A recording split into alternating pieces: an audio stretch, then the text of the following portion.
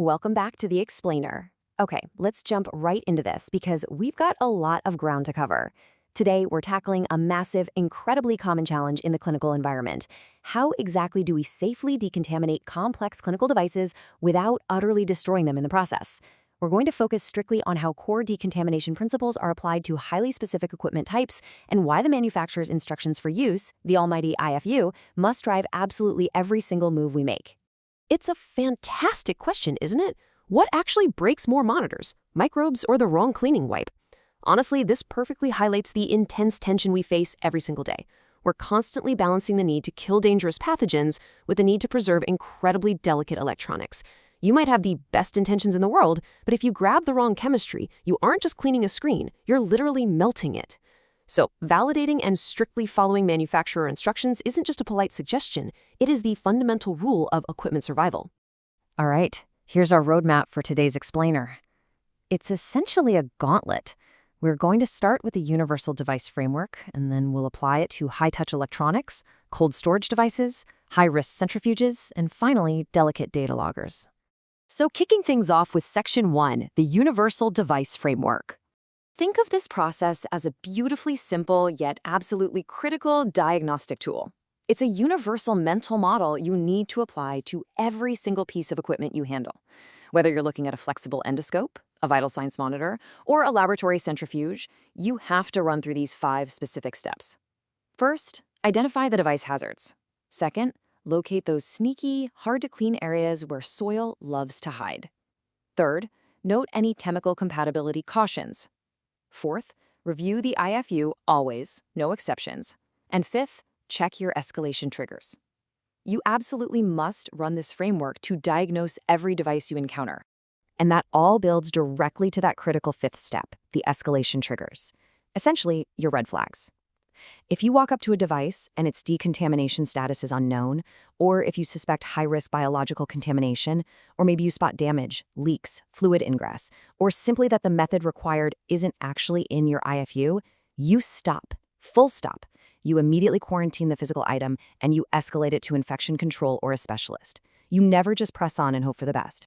Okay, moving on to Section 2 in our gauntlet, navigating high-touch electronics. Consider the standard infusion pump. These present a really unique hazard profile. On one hand, you've got keypads and controls that are touched constantly by multiple people, collecting a ton of surface soil. But on the other hand, you have all these tiny channels, doors, and pull clamps that just love to trap soil and cleaning fluids. It's basically a perfect storm. You have to meticulously detail those mechanical recesses with an approved tool, but do it without driving any fluid inwards toward the sensitive electronics. Now contrast the infusion pump with a patient monitor. This brilliantly illustrates how hazard profiles change wildly from device to device. While fluids hide deep in the mechanical recesses and clamps of a pump, monitors require you to protect large, highly fragile surface areas. Think touchscreens and bezels. Plus, monitors come with those long, sensitive cables that drag around and gather soil along their entire length. I really want to hammer this point home because it's absolutely crucial. Monitors are damaged more by wrong chemistry than by microbes. Chemical compatibility is the recurring failure point we see over and over. Listen, if the approved display-safe wipe is out of stock in your unit, you wait. You never ever substitute it with unapproved chemistry. Doing that can cause permanent reportable damage to the screen and the bezels. It's just not worth it. And what about the accessories? The leads, the cables, the reusable cuffs? They demand just as much care as the monitor itself. You have to wipe cables along their whole length, smoothly from end to end. But, and this is a big but, you must support the connectors and keep the actual connector contacts completely bone dry. Letting fluid enter a connector is a massive failure. Always handle these leads gently, no tugging or kinking, and always inspect them for cuts or frayed cores before you finish. All right, shifting gears entirely for Section 3, conquering cold storage devices. Fridges and freezers are a completely different beast. Unlike a monitor that you can carefully wipe down in place, cold storage must be completely de-risked before any cleaning can even begin.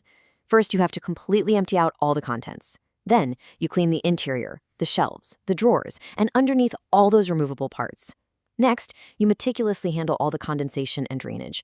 And finally, after it's spotless, you have to confirm that the unit actually still holds its designated temperature. The real sneaky danger here, the water itself. Spills in a fridge don't just politely sit on the shelves. They pool down into the door seals, the drains, and the drawer runners. Condensation and defrost water spread soil absolutely everywhere. If you leave standing water behind after cleaning, it becomes a frozen reservoir for pathogens and will literally corrode the unit from the inside out. You have to ensure drainage channels are completely clear and totally dry.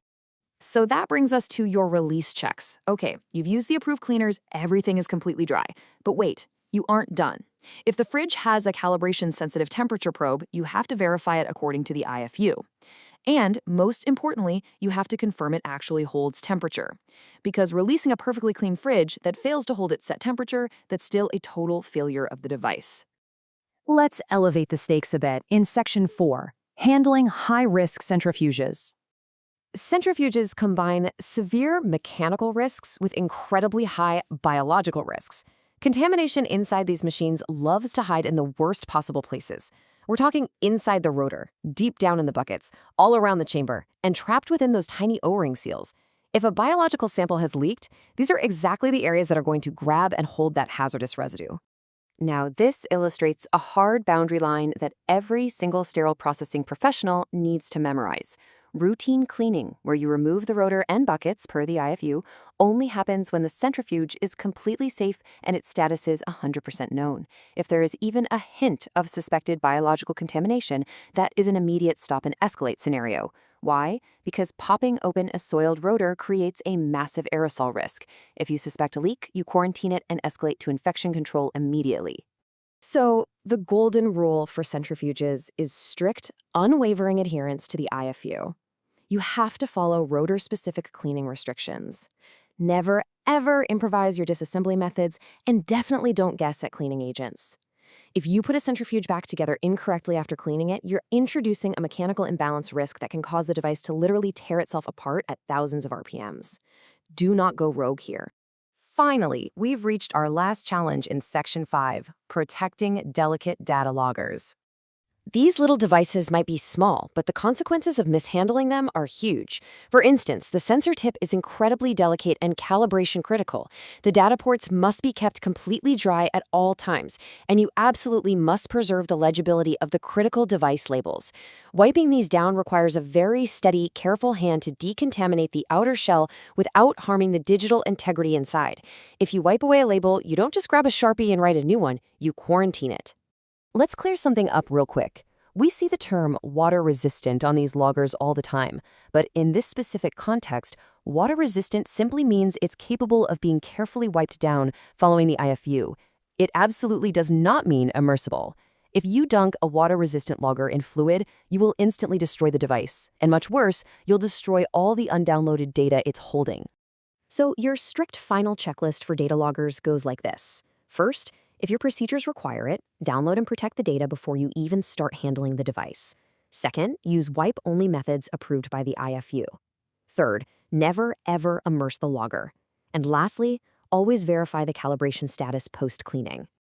To wrap this all up, I want to leave you with a provocative thought.